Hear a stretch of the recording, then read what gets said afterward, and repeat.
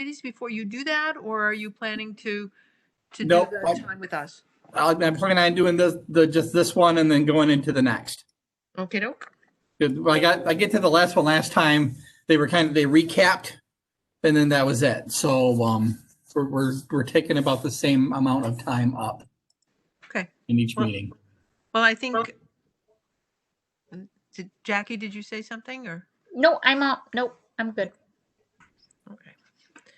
All right. So I know we have some things to get through. Hopefully we can get through them in a timely way so that you can get to that webinar. The first one was the Title IX and sex discrimination sample policy. Yep. And it does look like, you've gone through it again. So are you ready to, Jackie, do you have any questions about what the comments were from the attorney or any? No, I mean, it seems pretty standard, I guess. Yeah. I'm not. Yeah, I have an email. I did get an email back from Scott. I didn't get a chance to call him today. About, because I had asked him about at the last meeting we talked about the different titles and who was in each of the different titles and then what type of differentiation and then how the process goes through. I'll just read to you what he said. In short, the advice that he gave in the document that you have or that we had from before would be for any public school, but based on our size, it may not be possible for us to have the same separations as you might in a larger school district. There are a couple things that we need to work through, like the appeals process. Right now it's whenever we've had the investigations happened at my level with building principal assistants. So the investigator was also the decision maker, was also all those roles fell to one spot. So we talked a little bit in his email about maybe the principal needs to be that investigator and then come up with those solutions. And then if there's an appeal, it comes to my desk for those appeals. So there's that piece of it still to work out. But as for our titles for everybody and having enough for building, I think we're okay there. It's just the process piece. So, and really just the process piece is the investigation process. It's not the, it's not the timeline. Someone logs a complaint to a school employee that gets referred back to a Title IX person, and then the process from there. It's just who does what level of investigation. So it's an implementation question as opposed to the policy question? Yeah, so pretty much, yeah. You don't have any concerns about the policy with the... I don't. I know in previous things, like exit interview policy, for example, we were looking to have as much of that process in the policy as you could. That's there. That would be the only, if you still had that preference, that would be the only piece that would still need to get added in. But outside of that, overall it is what it is. It's what's more mandated to do, and there weren't really any other questions that I had. So what we have here, there's in a clean copy, everything that's been redlined would be removed? Yes. Okay. So for our next meeting, can we see a clean copy with the, what it would look like with everything removed? Yep. And is this something that we feel that we want to have that implementation piece in, or is this something that we would have a different document that would identify the nuts and bolts of how it's going to be implemented? I think in this case, we want at least the framework in the policy. Okay. I think we'd at least want to say that, and something to the effect, and I'll talk with Scott on what the language might look like, is that we start with a complaint. The complaint gets investigated by the Title IX coordinator closest to the issue, unless there's a conflict, in which case it would go to someone of the same level. Something along those lines. And then in the appeals process, that gets to the district level Title IX person. It's because everywhere else in here, there's a process of what needs to be followed in time in timelines. It would make some sense to have where that investigation is going to be conducted in there as well. But like I said, I talked with Scott on some language to see what Okay. that would look like. I mean, So, I think that makes sense to have it all in one, so it's right there and Mhm. pretty straightforward in the policy. So, someone's not searching on somewhere else to find, how it's going to roll out. The other piece with this is the policy will be the legal document of which we are held to in the event this would end up into something legal. And so, where in some other policies, you hear me talk about not being as formal in it. This is one of those for me as an exception. That is, the more it's in there, here's the policy, here's the check marks, if you will, and then we can follow it right through. Yeah.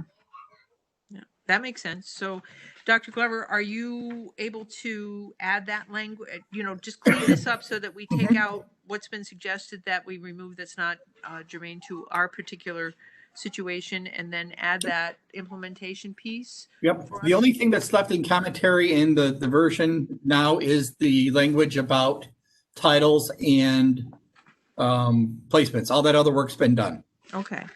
So I'll get you a clean copy, and that in the new language will get added in. I'll put it usually in blue, so Okay. you can see the new language. And as far as I know, he asked you, whether we did have the CRCO and whether we did have everybody in those positions, and we do, don't we? We have those, or Yes. is that done at the annual meeting? It's done a couple different ways. Our DASA folks are appointed at the annual meeting because that's part of the languages here at the organizational meeting. And our Title IX people are done at the reorganizational meeting. Our CRCO is determined by policy 3420. Okay. Where then it indicates there that it says the building principals, just generically, building principals are CRCOs. So we don't need to, for this policy, do we need to include them in that annual process? I will double check. And reorg. Normally, it's when folks ask me is, how does it determine if it's determined by, if it's set, as long as it's set, whether that's by policy or by board action, either or, but I'll ask him if there's a preference. Okay, We've because done both before too. they are not mentioned by name in the policy. That's correct. The only thing is if we were to do that at the annual meeting, that we would name them into that Yeah. position? Is that the difference for that, or? I think that would be the difference, is that, the policies, generically our CRCOs will be all building principals. And this year our building principals are. And so then you would have that specific assignment. And I don't think there's any harm in that.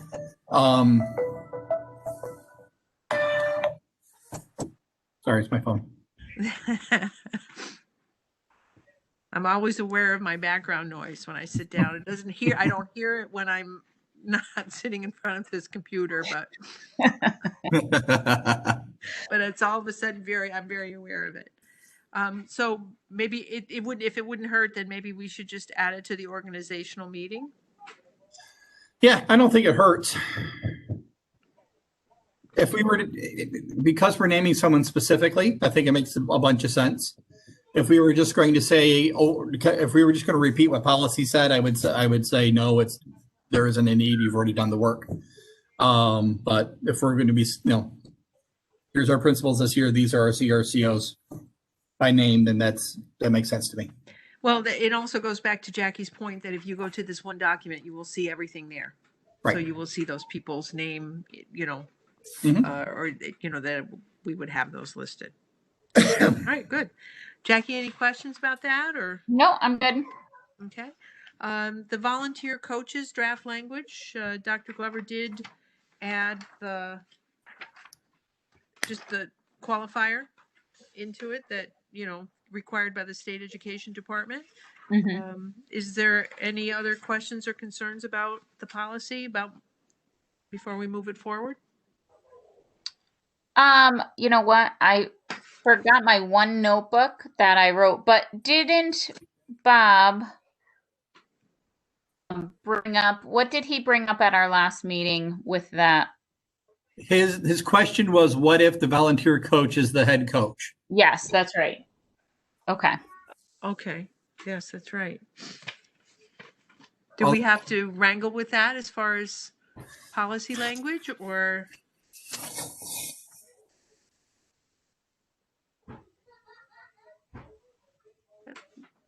It could happen. Yeah. Oh, absolutely. I'm just re-glancing over here quickly. So, It was a supervision piece. It was the question. so I mean, is this just where we is in that third paragraph prior to granting seasonal approval for the volunteer coach, the athletic director will review. Does it fall? Is it covered in that section? References and You know, like if I apply, it's really the athletic director's job to make sure that. I think Yeah. what might catch that up is further, the athletic director will confirm the willingness of the district's paid coach for Yep. that sport/level to oversee the volunteer coach prior to the athletic director approving or denying. So is that the rub there? Yeah. So I think if you add a line that in the event that the volunteer coach is a head coach, that person falls under supervision of the athletic director Yeah. or Yep. or a building administrator. Uh-huh. I think So that way there's still district employee in air quotes Yep. Oversight of the position. And then that secondary responsibility would fall to whoever's supervising. Mhm. So instead of it being Dave Glover, head soccer coach, overseeing an assistant coach who's a volunteer, it becomes athletic director or principal overseeing the head coach, which is normal chain of command anyway. Yeah. Yep. In place, but it's just stipulating it for that volunteer piece, really about the supervision of kids, right? I think that was the concern. Which, I mean, so this is kind of tricky though. I mean, I guess I'm a little bit of it confuses. I mean, the only thing that is different is I'm just not getting paid, right? I mean, 'cause it's just like having, I mean, this is really, I mean, if you think about it, if a board member, right, wants to be a head coach, I mean, what other Right. person is going to be non-paid head coach? Right. Do you know what I mean? Because we have I out do. Mark Eastman is the best, or was the best, you know, he's an outside person, technically a volunteer, except for he's allowed to get paid. We're just not allowed to get paid. So do we need to stipulate in there about community volunteers? I'm not sure. That's where it's, you know what I mean? Because what circumstance? Because like for board members, and it actually know people who were on the board and they volunteer coached. Yeah. They were head coaches and they volunteered. You guys are already covered by law and policy. Yep. So there's already things in place for you that is, pretty standard, that you can't be compensated for, working at the school. I'm just trying to think of another. Has there been a situation where there's a head coach that has not taken pay?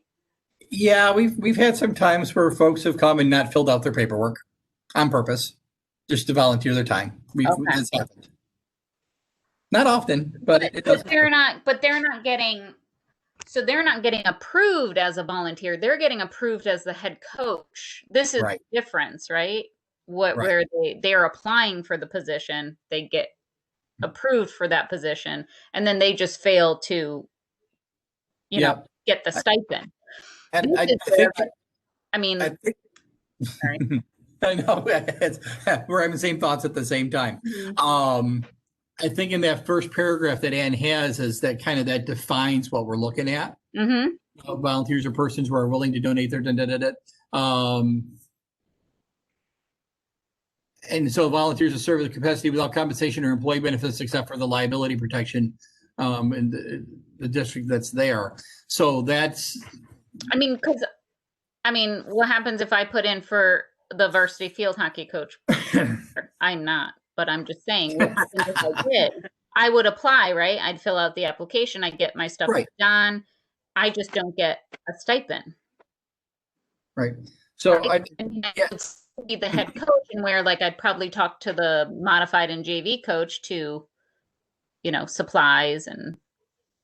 Right. Do you know what I mean? I don't know. It just seems a little. If we add that, it just.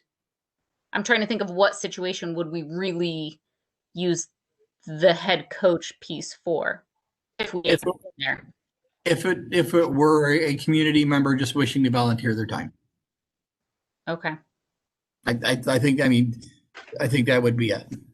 So in that sentence that you gave us, in the event that you said a volunteer is to be the Mhm. head coach, if we said a community volunteer, does that separate out a board member from a community member? No, I don't think so. Okay. Because by letter of the law, you guys are only board members when you're in session. So after that, you're considered community Yeah, members, that's true. right? So At that least wouldn't make on any paper. difference. Yeah. So I think it's that- over to you too. Yeah.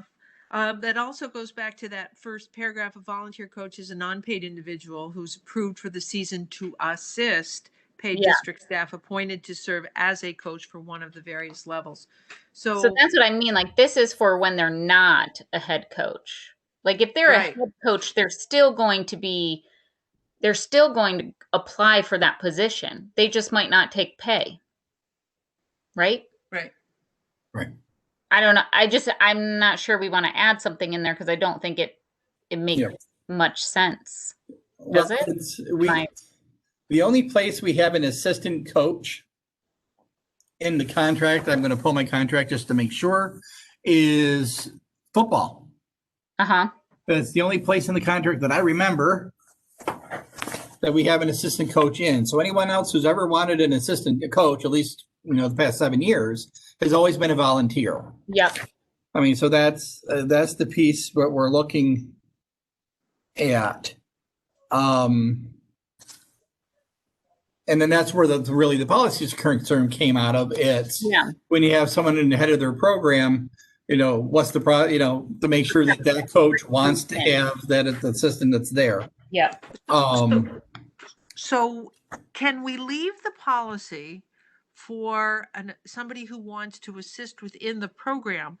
But if that person wanted to be the head coach, wouldn't that require a designation by the board anyway? Yes. So it would not fall to a policy. It would be an appointment, Yeah. and that would be stipulated that there would be no pay Yep. in that. So, I mean, at the time when we had the motion, if we were appointing, say, Jackie, you wanted to be the head field hockey coach, we would say, Jackie Nolan, field hockey coach, non-paid. Yeah. Mm-hmm. So would that address that particular issue and without adding new language into the policy? Yeah, I think it will leave me with Because then they would Labor follow your relations piece, hierarchy of but- supervision. that's not a policy piece. Because like the union, if it chose to, could say that's a paid position, you have to pay that person for that. But But Yeah, that if it was a person board- could waive the payment. yeah. And if it's a board member, I think that would be an easy conversation of board members can't get compensated. We Yeah. want to have field hockey. Jackie wants to be the head coach. Yeah. Okay, And so that, that would be, all right, so that, I think that would address that. But say Peter wanted to be the junior high, the modified coach, and there wasn't anybody else, and he said he would do it, but he would do it as a volunteer. Would it cover that particular position as well? no, because the board would appoint him as the modified coach. Right. And then he would just lose his paperwork. Oh, I see. Okay. All right. So that's how you do it. All right. Yeah, well, that's how folks have done it in the past, is they just haven't submitted anything in paperwork wise. We haven't promoted it that way. We haven't, especially for the recording and everyone else who listens afterward. We don't say, just don't turn in your paperwork. They choose not to volunteer their time to the kids in the district. All right. So without changing any language and currently what we have now, do you think that those two scenarios would answer those questions? Say a board member would be an appointment, but it would have to be a discussion with the union as far as that would be concerned, correct? Or if Peter did it, he's not, he's just a community person and he chose not to take pay, he would just, he would be appointed, but then would fail to. Because the purpose of the policies was, my take, twofold, right? One was making sure we had the process in place for the volunteers, right, to make sure that they were be part of the program and that they had their certification, and then that part ran smoothly. That's kind of where all this started. right, Yeah. And then the second piece of it is just who was responsible for that volunteer and supervision of kids. Mhm. right. Right. So this third part we're kind of talking about now is about appointment. Yeah. And those determinations. So with what you just said, Ann, if Peter's going to be a modified coach, we're going to appoint him as a modified coach. Okay. Then the compensation piece is a different real argument. It's a different start. Okay. Right. There's still a head coach. That head coach. Yeah. Yes, I'd love to have Peter help, volunteer with a team. And then that's when the policy comes into play. Okay. All right. So I think we're okay. all right. So do you think we're ready with the addition of the required by the state education department to bring it to the board for first read? I think now, Ann, was this brand new language or is this change to our existing? It's an addition to the actual policy. Policy 3150 Okay. ends with submitted for consideration. And then I added 4 paragraphs after that without changing any language in the current policy, just adding Just language. that red. Okay. If you can send that to Gina or myself electronically. Oh yeah. I didn't do that already? I don't know. You might have sent it as a PDF. That's all I had it as. Okay, because you made the changes because you said you added that required by the state education department. So I can resend it. That's not an issue, but Yeah, you were the one who made that change. So let me see if Gina has it. okay. Because what I'll do, we'll take this language and we'll add it into the current policy language. So it's all in one document Okay. for the 'Cause first that, reading. what I did is I think I did a cut and paste. Okay. I took not the old policy, the current policy, and then just continued typing. Got it. But I'm going to see you tomorrow so we can check with Gina. Yep. Okay. Yep. Okay. And so Jackie, are you comfortable with bringing it to the board for a first read? Yes. Yep. All right, good. All right, moving on to exit interview questions and surveys. When I looked at the agenda, I looked at the 2 things that were added, the attachments, but you have also something else listed as a link, and I didn't look at that. It's that hrwilliams.edu. Is that another sample of a questionnaire? Yep. And there's 2 other links below that as well, Ann. So Okay. they're all different examples. Because I have that SHRM or Yep. whatever. I have that. I didn't see those links actually at all. Okay. The one that of these that kind of really struck my interest is that it's the first attachment, that exit interview question 1. I know it's a questionnaire. It maybe laid out a little bit more interview type, but I thought it did well in covering a lot of ground. Yeah. Um, Is this something that we would be able to use?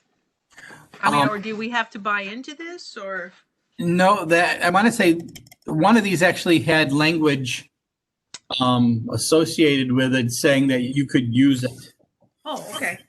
That's there and it for use, and if not, you could get written permission. Okay. Which we if we wanted to use this identically, which I don't think we would, we would certainly do. Yeah, I just didn't know if it was something that was a questionnaire that you would buy into and somebody would do it and they would send you the results. So but that's not the case. This would be something. No, that would, this was published out of an HR organization. HR Daily newsletter.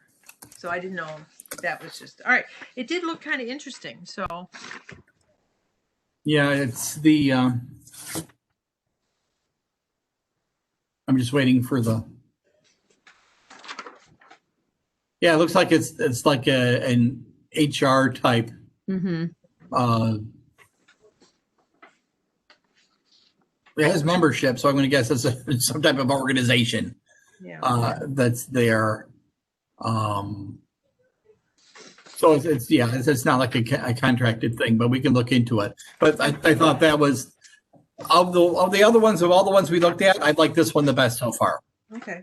And I didn't look at that first one. Okay. HR Williams, is that similar as a questionnaire? Yes. Okay. It's similar. It's like an online one though, as opposed to a document.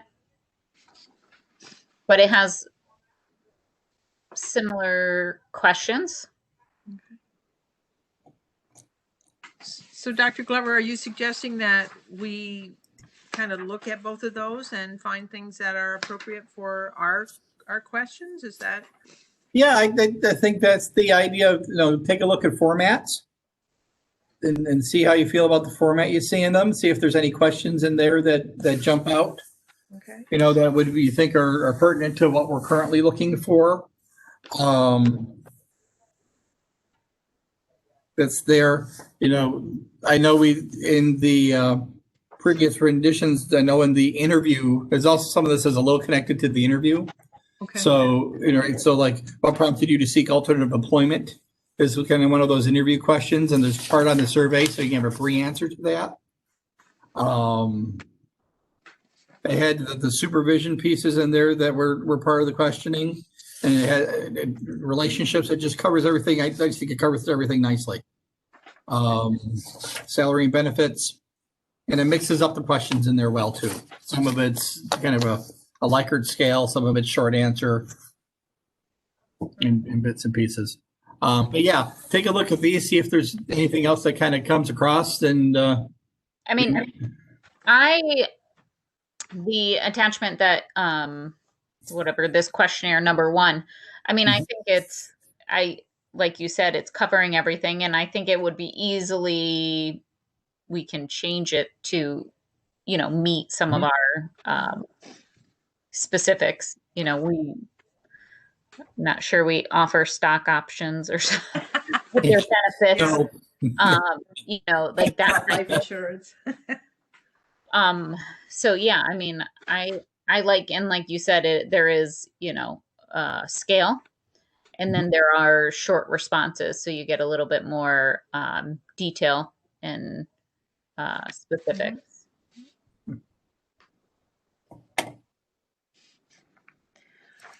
So And look at any, the link. how should we move on the questionnaire? Is that something somebody's interested in taking on, or thoughts and ideas? Excuse me, I'm upstairs. It's kind of dusty. I have to go get a tissue. Please excuse me. So I have a question real quick. I know Ann's getting that. But so the attachment with the draft, that's ours, right? Yeah, that's ours. Okay. So, I mean, ours has similar formatting to that.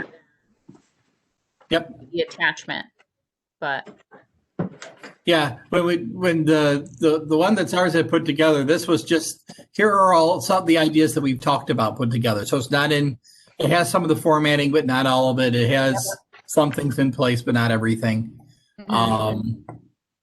It hasn't been prettied up yet, if you will, to actually look like a form that we would want to use. Yeah. So, but yeah, that's the one that's been kind of hanging around for a while. Gotcha.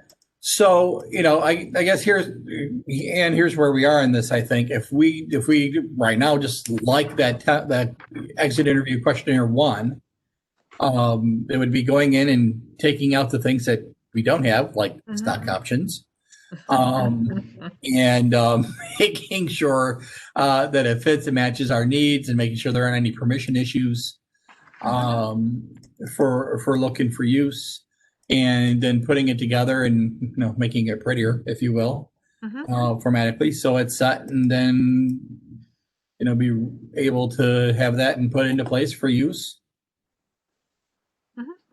whenever we need it.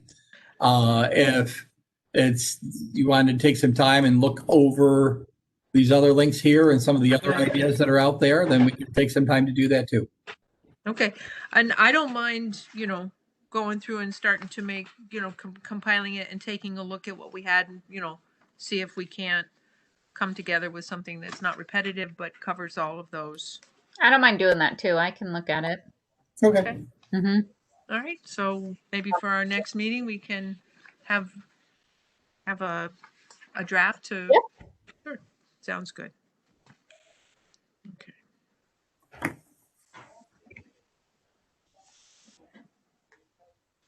Okay. Just to make sure I write things down so I remember when I do the report. I know, yeah. I'm putting it in. Yeah. All right. All right. Student member of the Board of Education. So it was interesting to see that we don't need the policy, that we're covered under law. And I'm comfortable with being covered under law. Dr. Glover, do you think that we need to have more than that? I don't think so. We already have 500 and some odd pages of policies. I don't know if we need to add another, especially if there's already language that's out there. I think we'll want to keep this kind of the rules, if you will, somewhere available. Just so people can understand. It's okay. So when people ask about, well, how do you have a student member of the board? We can talk about, well, the law lets us do that, and here's the rules that we follow. So we have something to share with the public if there's an interest. But yeah, it's and what Chris provided is pretty clear and come forward. And it's one page and easy to share and distribute. Should be something we could probably just post on the website under the board. There's no rules for the student member. True. And then it just goes to voter approval.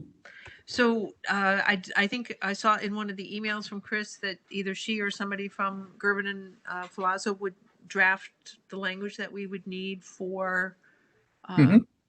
What's the date for that? When do we have? I noticed there were some things that come if they are community requests that come to the board. Do we have any timelines for putting this out there, or is there a process for us, or is it just part of the budget information? It's the annual vote part of the budget vote to there. So as long as we hit our budget voting deadlines, we're fine. Okay, so we don't have to have it out, but right. I mean, we should if the board wishes to move forward with it, then we'd have to make sure that we get that information out. Correct? Is that yes? As a part of it would just show up on the ballot. Is that how it would? And likely, usually ballot one, prop 1 is the budget. Prop 2 is any vacancy in board seats. Then prop 3 is anything afterward. The last one is we tend to keep as the library if the library asks. So, this year, given where, we'll probably be looking at something for a capital reserve, and then this could also fall underneath. We do try to keep the number down, though. We don't want to give 20 things to voters at the same time. You're anticipating that we'll be putting something for a new capital reserve? Well, I know as part of the conversation for the audit. Okay. So if that ends up coming into play, then that would end up being a proposition on the ballot as well. Okay. If the board chooses to do that. All right. Well, we can bring it forward for conversation and, definitely bring up the number of propositions and Okay. Do you want the student rules for the next meeting or? I do think we actually are just in an exploratory Okay. component right here. At this meeting, we thought we needed a policy. That's why it's here. Mhm. So if we don't really need the policy, then the board needs to have a conversation and have action as to whether we want to move forward with that particular proposition. Okay. So do you want to keep it in the committee reports for now or just go ahead and add it to the agenda? I think that, Jackie, what are your thoughts? My thought would be maybe just to keep it in the report, talk about it, and then give people the opportunity to think about it, ask questions, and then bring it up for action. I think so. I think that'd be good. So if we Okay. keep it in the report for Yeah. January, and then we can put it up, if there is interest in pursuing it, we can put it on for action in February, as long Right. as that doesn't make any timelines wonky. Nope, we'll be fine. Because we won't send out the newsletter of which the notice for this proposition would be part of until, after the board approves whatever budget we may have in April. Oh, all right. So that gives Right. us So, plenty. yeah, so there's time. There's time. April. But we also should be talking about it because if there are students interested, we should try to get them to think about it too. Absolutely. So we didn't add it to the agenda, but Dr. Glover, you had indicated that from the board action calendar that there are some things that we should be looking at. And we actually have not hit any of the ones that require the annual review. So that leaves us with ones that you had identified from July to now. Right. So how do you want to handle that? That's a lot of policies. I think 11, 12. I guess I can just start to filter those in, as we go through. To there, 5410 and what is it? The two I said 5410 and it was the procurement and the Investments. and the investments. So 5410 and 5411 were the two I think I brought forward. Those are the ones that the auditors reminded us that we need to look at every year. Mm-hmm. They don't stipulate a time. They just say we need to look at it every year. Right. So, I can do the kind of the management of those other ones that aren't on the timeline and inch them forward as we go through. So I can add 2 or 3 per meeting. If they're all the same this meeting, there's a couple things in there that will go probably straight to the board. For example, the, code of conduct, I think, ends up being a full board conversation starting in February. I'm looking for my action calendar. Yeah. So, I do believe, February code of conduct. so some of those things will go straight to the board, like safety plan also as an example, where some of the policy pieces can run through here. Mm-hmm. Yeah, and I have a NISBA list of legally required policies, and of those, there are some that are determined that they have to be reviewed annually. But within our own document, we have ones that we say we're going to do annually. So I'm assuming that what you have here on this list are those policies. Yeah, They are on the NISBA list? the beginning of that policy list came out of last year's NISBA list. Okay. That was there. So there were ones that we were legally required to do. There were some that were a good idea to do that were in there. It's kind of a compilation of those. And then the other pieces that got added in are related to some of the annual things that we do, like approve the safety plan, approve the code of conduct, are the two that are right on the top, off the top of my head. Okay, so maybe what we should do is focus on the ones that we have a legal requirement to review. And then as we catch up on those, we can start taking a look at some of the others that you think would be good for us to review. Can do. And we have just a few more minutes before you have to leave us, but I was looking at the information that you sent us about the district clerk. Is that something that you want us to think about from this particular committee, or how were you thinking you wanted that to move forward? Well, I think I just understanding the scope of what the position is. That's there. You know, it kind of chunks into really 2 or 3 pieces. You know, one being, of course, the board and the board minutes, and there the board election pieces and the and everything kind of associated with that, and then really the budget piece and everything associated with that. Then there's, you know, a couple little things that get added. They get added into there. Abby has all those policies to review herself. And then it's, you know, the process of who's doing what role kind of operationally, but also, you know, from the board side of things, and, you know, was there anything in there that, and however the board wants to do this, one is just an understanding. Here's the policies that kind of guide these relationships. And then 2 is, was there anything in there that was a priority to the board, making sure that the clerk did, now that we have someone separate from the business office?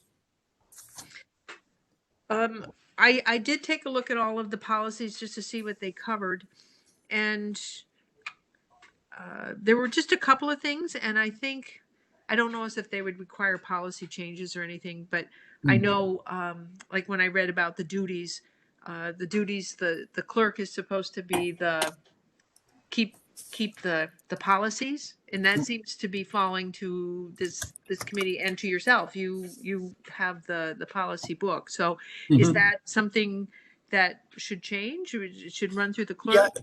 And I think that piece will, once we get her trained up in board docs and how that works. Okay. You know, and that's the pieces, because Gina, being new to the spot too, is asking me the same type of questions of whose role is this, whose responsibility in this, and the answer right now, and up until now, has been it's ours until we get everything settled.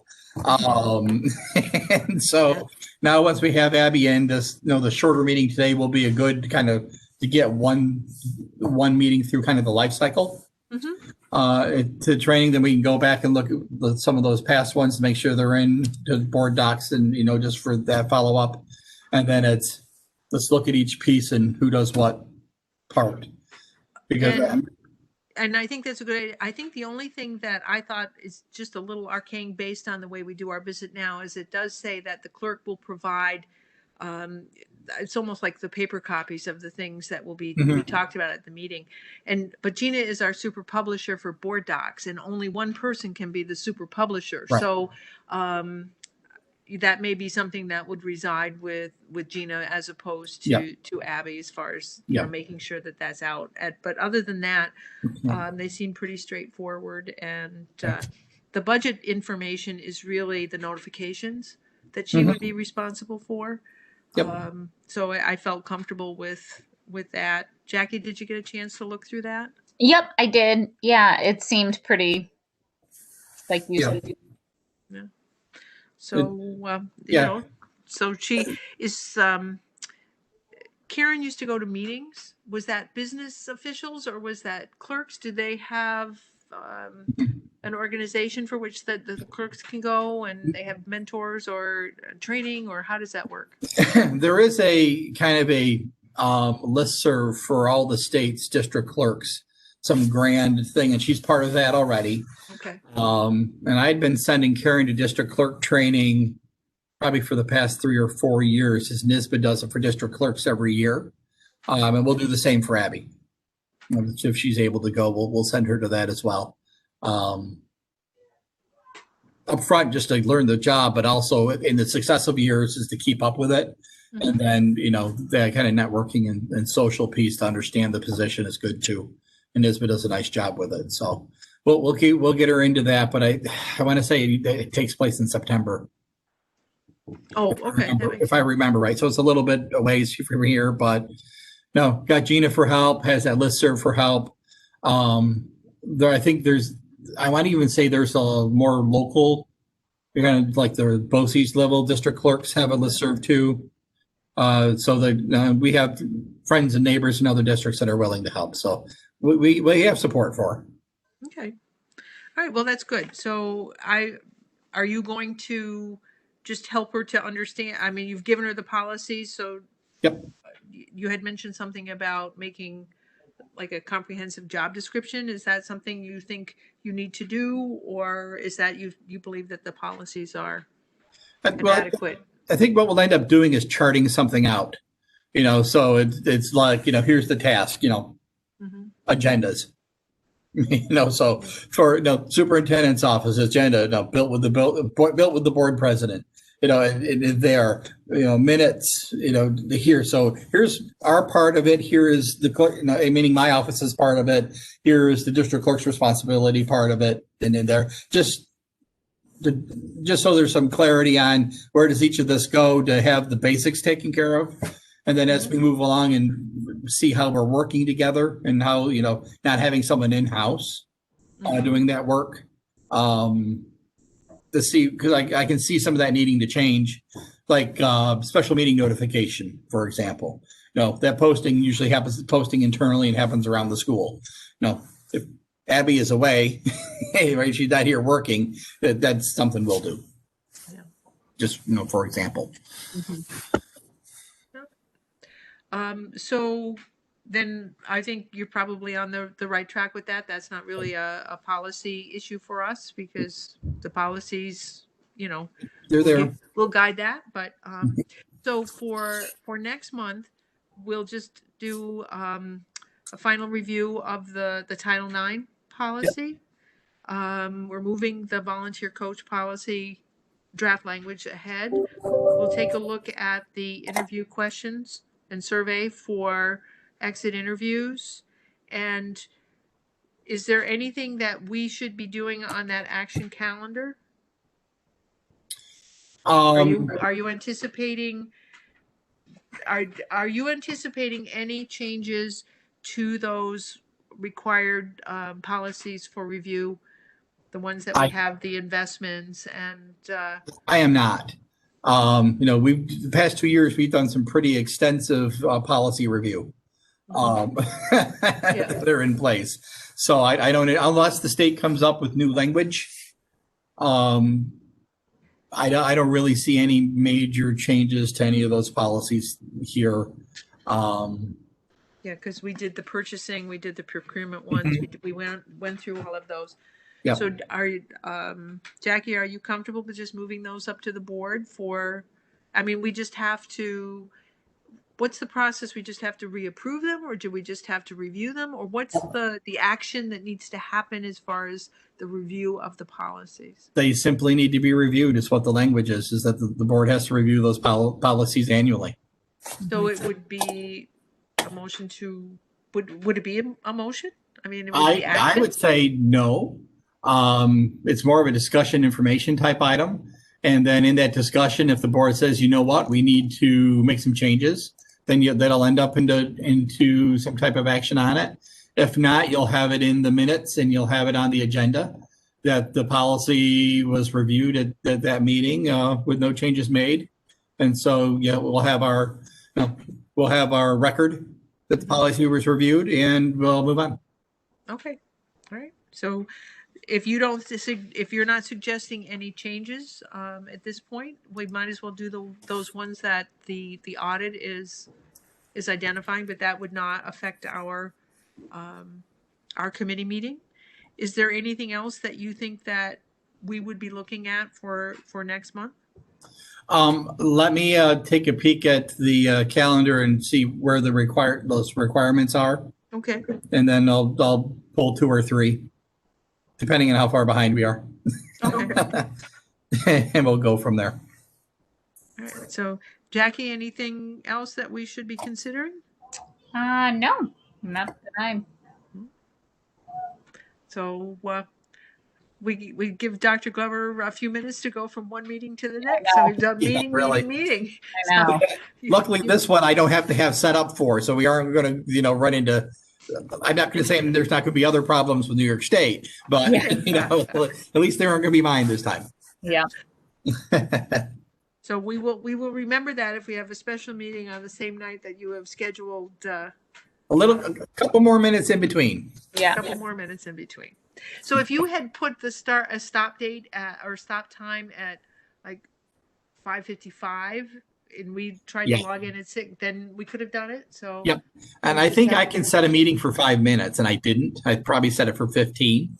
I think it did show up as 15. Yeah. Yeah. I didn't even think of that. So if had I set it for 5 minutes, we were done in that amount of time, we wouldn't have had any problems. But Now, I set it for 15 just in case, and here we are.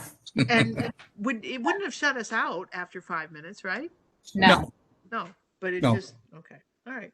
So, all right. Well, that's just learn something new all the time. Every day. All right. Well, good luck with the rest of your meetings, Dr. Glover. Oh, thank you. Jackie, it was good to see you. You too. All right. Good night. So I will Night. see you tomorrow, Dr.